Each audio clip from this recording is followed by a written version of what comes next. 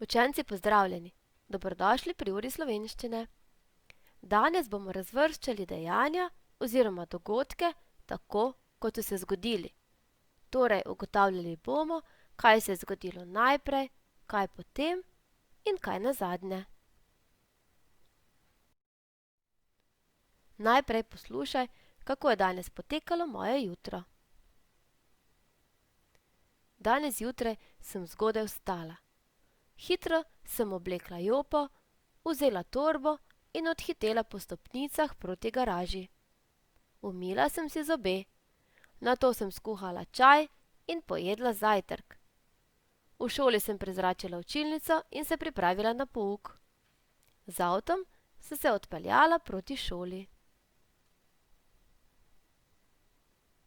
A so si dogodki sledili po pravem zaporedju?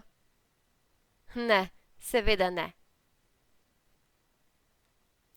Pa poslušaj še enkrat.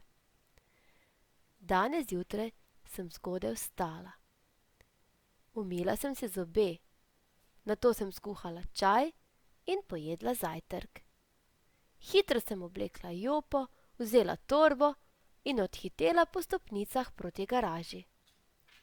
Z avtom sem se odpeljala proti šoli. V šoli sem prezračila učilnico in se pripravila na pouk.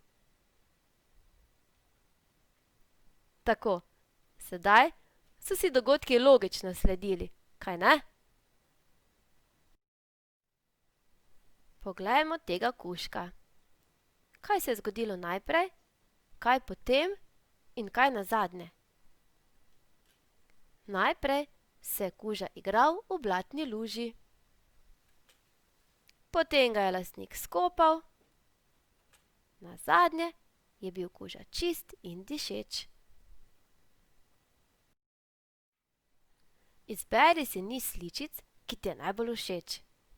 Povej zgodbo, kaj se je zgodilo najprej, kaj potem in kaj nazadnje. Vmes pritisni pavzo.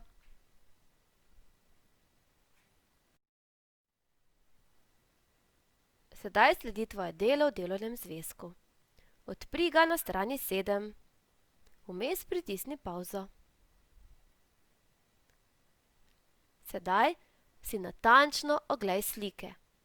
V okenca pod slike napiši besede najprej, potem, nazadnje. Besede uporabi v povedih. Torej, ko boš ugotovil, katera sličica se je zgodila najprej, katera potem in katera nazadnje, na glas ustno povej zgodbo. Pritisni na pavzo. Sedaj se lotimo druge naloge. Sestavi smiselne povedi. Oba dela povedi pobarvaj z enako barvo. Pa poglejmo en primer. Maja bo kupila smuči. Kateri del na drugi strani bi bil tisti, ki dopolni to poved? Ko bo imela dovolj denarja. Torej, Maja bo kupila smuči, ko bo imela dovolj denarja. Smiselne povedi nato prepiši v zvezek. Naslov v zvezku je najprej, potem in nazadnje. Zdaj pa veselo na delo!